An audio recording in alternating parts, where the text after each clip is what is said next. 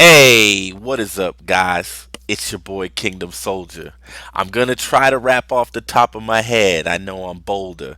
And even though when I was battle rapping I was 14 and now I'm older, I don't care because I ain't wearing the weight of the world on my shoulders. Now it might get a little colder, but I'ma try not to cuss because I ain't done that in a whole bunch of years, but I do fuss. It is a must that you trust the story that I tell because I'ma tell you a real story and it might ring a bell. You might feel something that you did when you were younger and now you want to do something better. So when I was a little kid, I didn't really chase any cheddar. I was 14 years old, freshman in high school, and I didn't care about the rules. I was skipping class every day, and I grabbed some calculators for $100 and I would sell them for 10 so I could get some pay. I started experimenting with drugs. Now it wasn't because of me, it was because I was bugged by this dude named Bebe. I told you in the last episode this dude was crazy, but I didn't really care because I wanted to be just like him. I didn't have a dad, and even though some of you may be thinking that's sad,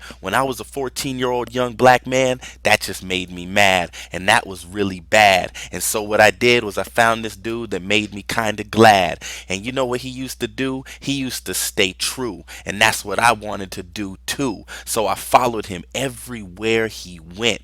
I didn't care what I had to do, even if I had to steal cents from my mom's room and my dad's room. I would break into the door when they were gone and sneak up on the floor and look under the dresser and find some change. But I didn't want my mind to change. I just wanted to stay the same and maintain who I was. For a little bit, Bebe even convinced me to become a cuz. If you don't know what that is, that's a crip. Now don't trip. I didn't shoot anybody. I didn't kill anybody. But I did steal some stuff. And my life became rough. Because some crips from Compton decided to start some stuff. And they were not about a bluff. They were about being real. And you know, I was about 15 when I almost got my first record deal. And that was just because I was spitting. But I was spitting stuff that was written. But eventually I learned how to rap hard enough that a little other battle rapper would act like a kitten and I would be the dog. I was thinking that I was the boss hog. I even at one point became the leader of a gang.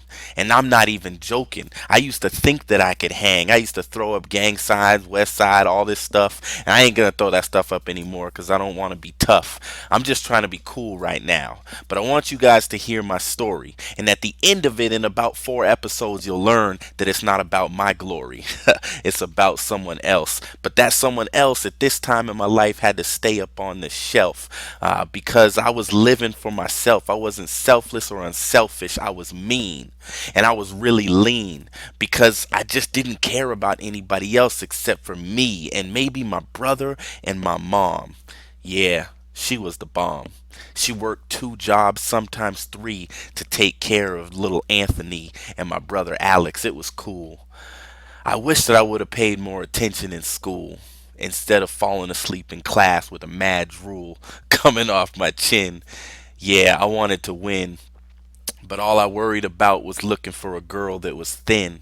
And then I tried to figure out how I could get in to her bedroom when her parents weren't home. And when I would go to the park, I would look for the marks, and that's where I would roam. And I would sit around and see if they had their watch laying on the ground. And while they were on the other side of the basketball court, I would take it and put it in my pocket and be proud when I walked away. And if they tried to say something, then that's when I got loud, and all my boys had my back. Yeah, I was confident. But it was sad because there wasn't a lot of blacks in the city that I lived, so we formed this little group. And we used to go around, and Bebe one day he stole a coupe and he picked me up. He said, "Hey Anthony, I'm about to swoop." And I said, "You ain't got no car?" He said, "Don't worry about it." I said, "I don't know if I could get behind them bars." He said, "Don't worry about it." I said, "You know what? Is Bebe gonna get me in trouble? I doubt it. I'ma be about it." So I went outside the house and I got picked up in a stolen whip. It was funny because, I could have found myself with a swollen lip, but I didn't. And there was one time I remember when I carried a BB gun on my hip because the Bloods were after me. They didn't want to battle me like rapping. They wanted to make sure that things were clapping. They wanted to make something happen. So I carried a BB gun, and when I saw one, I would lift up my shirt. Lucky for me, none of them had one on their hip, so I never got laid 6 feet under the dirt. This is kind of funny because I ain't battle rapped in years. It's funny because if my peers saw this, they would be in tears. They would be rolling. I guess I'm done. You guys told me to battle rap this, and I could rap for a lot of minutes, a lot more than one, but I don't know about 9. But there isn't no gameplay, so I guess I could just keep going. What else do I gotta say? Well, I had my first girl when I was 14 to 15. Yeah, I was going to church on the side, but I didn't care about that scene. I just cared about chilling. I just wanted to chill.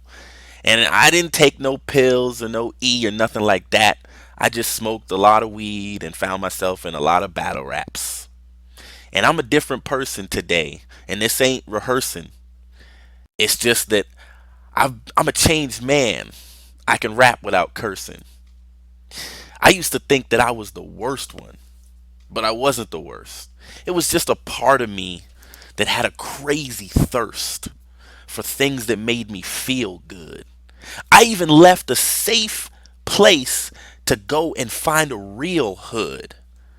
I can't wait till the next episode because I would, but I don't have the time to tell you about how I literally had to move out of California to Washington State. I almost got caught with the bait of making me not succeed just because I skipped class all the time, couldn't care about the cops, and smoked a lot of weed. And did I say that I was stealing? Because I was. And I didn't care who you were, but I mostly stole from the grocery store. And when I went in, I would pile up my pockets. You'd think I'd be done, but I wanted more. So I would grab whole 2 liters of soda and stick them in my arm. And then when I got to school, I would stick them in a closed drawer. I was so poor, and I didn't want no more. But even the security guards in my school would pull out a hot chocolate and sit and talk to me. You would think that they would walk with me back to my class, but they didn't really care. They didn't have no class. I was going to say another word right there, but like I told you, I don't want to cuss. I hope that you guys can trust in these lines that I just busted about when I was a 14-year-old kid. I meant what I said, and yeah, I did what I did. I was who I was. I wasn't a blood, but I was a Crip, cuz. You can see the blue that I still wear. You rarely see Kingdom Soldier wearing red on the air. And there's a reason. Even though my life is in a new season, the old stuff keeps coming back while I'm still breathing. Shout out to my homie Hitch because he showed me a battle rap and it kind of resurrected a feeling that was inside of me and I found where the battle was at. Because I wasn't going to rap this, I could tell you that. But now I am. I don't know what's up with Bebe now. He could be in jail or dead. All I know is that eventually in my life something renewed in my head. I changed my whole frame and my way of thinking. A lot of y'all have been watching this whole thing and you haven't even started blinking. Because you're like Kingdom Soldier, dude. You're like older than everybody in the community. But I can feel something in you that's in me. I've been there. I'm doing that now. And I wish that I could get out, but I don't know how. I pray that you would listen to the rest of the Kingdom story.